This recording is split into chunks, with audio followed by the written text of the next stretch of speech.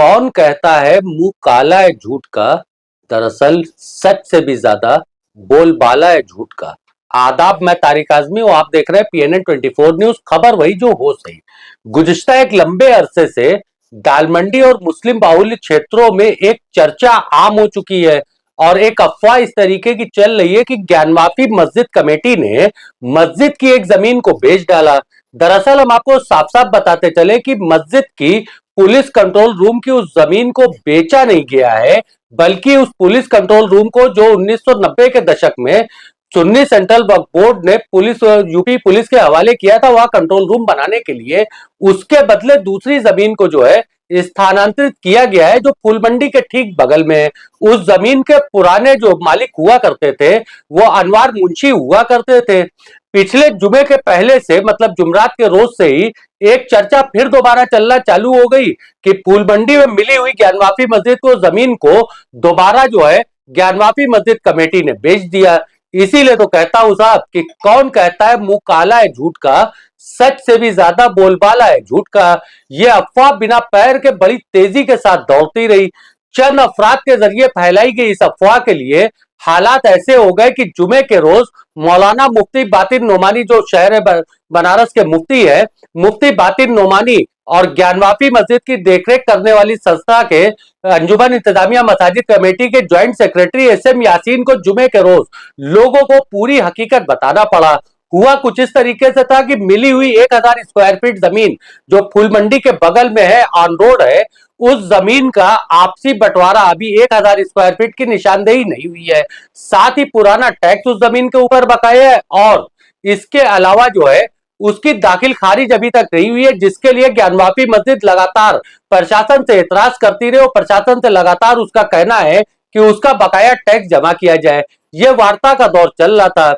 2 दिन पूर्व हुआ ये कुछ इस तरीके से था कि बीते बुधवार को जो है इसकी साफ सफाई के लिए जो है इस जगह को खोला गया था, तो अफवाहों को और भी जोर मिल गया और कह सकते हैं कि अफवाहों को पेट्रोल पहना दिया गया और पेट्रोल पहन करके अफवाह बहुत तेजी के साथ दौड़ने लग गई। इस दौड़ती हुई अफवाह के बीच में ज्ञानवापी मस्जिद कमेटी ने आवाम को जुमे की नमाज के दरमियान इस चीज का इत्मीनान दिलाया कि मस्जिद की उस जमीन की नवैयत किस तरीके से है। इस मुताल्लिक एक हमने बातचीत किया ज्ञानवापी मस्जिद की देखरेख करने वाली संस्था अंजुमन इंतजामिया मसाजिद कमेटी के ज्वाइंट सेक्रेटरी हाजी एसएम यासीन साहब से। हाजी एसएम यासीन साहब ने मस्जिद का ट्रांसफर से लेकर के तमाम कवायद के बारे में बड़ी तफसील से हमको बताया। बेशक मुस्लिम समाज के लोगों को जिनके बीच में इस अफवाह को पहुंचाया गया है, इस बयान को जरूर सुनना चाहिए। सब गुज़िश्ता कुछ वक्तों से ये अफवाह चल रही है कि ज्ञानवापी मस्जिद को ट्रांसफर हुई जमीन जो फूल मंडी के बगल में मिली है उसको कमेटी ने बेच दिया है। पूरा मामला क्या है और पहली बात तो लोग ये समझ लें, एक तो ट्रांसफर की बात समझ लीजिए सबसे पहले, बहुत जरूरी इंशार्ट 1993 में सुन्नी सेंट्रल बोर्ड लखनऊ ने वो जमीन जो है पुलिस विभाग को दे दिया था लीज पे अनलिमिटेड पीरियड के लिए विदाउट एनी पेडी, एक भी पैसा लिए। उसके बाद जब ये बातचीत चली तो हमने कई मराहिल हमारे तय हुए, चेयरमैन साहब को बुला के दिखाया गया, इधर उधर दिखाया गया और फतवे मंगाए गए तमाम मसलक के मदरसों से। और उसके बाद शहर के मुअज्जिज़ीन को बुलाया गया, मुअज्जिज़ीन के अलावा हर मसलक के उलमा को बुला के इकट्ठा किया गया। साहब ऐसा सब मसला क्या ये जमीन हम बदल सकते हैं? सबकी एक राय हुई कि हाँ बदल सकते हैं। अब ऐसा तो नहीं है कि हम उस मीटिंग में ऐसे लोगों को बुला लें जिनका ऊपरी हिस्सा बिल्कुल खाली हो और हर अपने आप को तुरमखा बनते हैं, उनको तो हम नहीं बुला सकते थे। शहर के उलमा कराम को बुला लिया, मुअज्जिज़ीन को बुला लिया, बात काफ़ी हो गई। तब उसके बाद ये ट्रांसफ़र हुआ। ट्रांसफ़र होने के बाद जो है अभी तक उसमें दाखिल खारिज नहीं हो पा रहा है, उनका भी मंदिर वालों को भी दाखिल खारिज नहीं हुआ है, मंदिर वालों को भी दाखिल खारिज, हमारा भी दाखिल खारिज नहीं हो रहा, क्योंकि जब तक डिमार्केशन उसमें आपस में बंटवारा नहीं हो जाएगा कि 1900 फुट में 1000 फुट अंजुमन इंतजामिया मसाजिद को मिली है, 900 फुट उनको। अब बीच में जब लाइन खींच जाएगी तभी दाखिल खारिज होगा और पुराना टैक्स बकाया करना है इनको।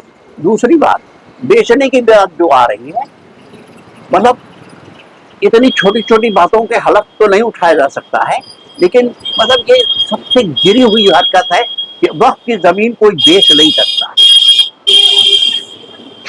वो जमीन अगर मस्जिद के लिए दी गई है तो मस्जिद के काम आएगी, और वो वक्त एक तरीके से हो गई वक्त, उसको कोई बेच नहीं सकता, किसी के हैसियत नहीं है कि वो किसी को बेच।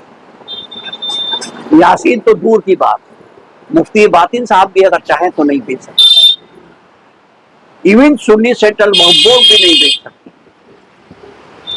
अच्छा यासीन साहब, ऐसा कुछ चीजें जानकारी में आई थी, कुछ बिल्डर कांटेक्ट कर रहे हाँ थे बिल्कुल कर रहे थे, एग्रीमेंट करवाने के लिए 60-40 कई का। लोगों ने करवाए, जिसमें खास तौर से एक तो जाकिर और जाकिर का भाई भी आया था, जो वहाँ फूल वाला की दुकान करता है, ये भी आया था मेरे पास कि साहब इस तरह के कर दिया है। तो मैंने मना कर दिया था कि देखिए हम इस उसमें हम नहीं पढ़ेंगे, क्योंकि ये जब दाखिल खारिज हो जाएगा उसके बाद कमेटी हमारी तय करेगी किस तरह बनवाना है, क्योंकि वो एक आमदनी का जरिया होना चाहिए ज्ञानवापी मस्जिद। ये हमारा शुरू से ध्यान दे रहा, यही रहेगा। क्या यही लोग तो नहीं है जो इस तरीके की अफवाहें उड़वा रहे हैं? वल्लाह आलम सवाब, जो भी कर रहा हो वो बहुत नेक काम तो नहीं कर रहा है, कौम के हित में नेक काम नहीं कर रहा है, वो कौम को नुकसान पहुंचाने की गरज से कर रहा है। उनका अपने जाती मफाद होगा। देखिए, आपको एक बात बताते चलते हैं, ऐसा नहीं है कि सिर्फ गाजी अर्तुगरुल के वक्त में ही उनको कुर्दोगलों का सामना करना पड़ा है। इस्लामी तवारीख को आप उठा करके देखें तो सल्तनत उस्मानिया तक के पीठ पे खंजर मारने वाले कोई और लोग नहीं थे। ऐसा नहीं है कि ये समाज खत्म हो चुका है, ऐसे तबके के लोग खत्म हो चुके, ये तबके के लोग आज भी मौजूद हैं, जिनको करना न धरना कुछ नहीं है। हाँ, अफवाहों के बाजार को ये फैलाते जरूर है, कभी समाज के खिलाफ, कभी आवाम के खिलाफ, कभी कोई संस्था अगर अच्छा काम कर रही है तो उसके खिलाफ। इनका काम ही होता है अफवाहों को फैलाना। अफवाह को फैलाने से रोकने के लिए पुलिस अपना प्रयास करती है, प्रशासन अपना प्रयास करता है, शासन अपना प्रयास करता है, मगर ये अफवाहबाजों को अफवाह फैलाने से कौन रोक सकता है। ऐसे में यासीन की आपने बात को सुना होगा, आप समझ सकते हैं कि वो पीठ पे खंजर मारने वाला तबका जो अर्तुगरुल गाजी के वक्त में कुर्दोगलों के नाम से मशहूर था, वो तबका खत्म नहीं हुआ है। फर्स्ट वर्ल्ड वॉर में जब सल्तनत उस्मानिया को तहस नहस किया गया था, वो पूरा यूरोप एक साथ मिलकर के खड़ा था सल्तनत उस्मानिया को खत्म करने के लिए। तो उस वक्त शायद उसी कुनबे के लोग थे जिन्होंने सल्तनत उस्मानिया को खत्म करने के, जिसको ऑटोमन साम्राज्य के नाम से लोग जानते हैं, इतिहास में लिखा जाता है, खत्म करने के लिए वही तबका था। बेशक आप अफवाहों पे ना जाएं, अपनी अकल लगाएं। अगर आपको हमारा वीडियो पसंद आता है तो आप इसको शेयर करिए, लाइक करिए, अपने नजरिए को कमेंट बॉक्स में रखिए। आप हमारे चैनल को सब्सक्राइब करिए और ज्वाइन बटन दबाना ना भूलिए। हमको कॉर्पोरेट दबाव से अगर आप मुक्त रखना चाहते हैं तो आप ज्वाइन बटन दबा सकते हैं, थैंक्स बटन और सुपर थैंक्स बटन उपलब्ध है। ऐसी खबरों के लिए जुड़े रहे आप हमारे साथ। मैं तारिक आजमी, अल्लाह हाफिज।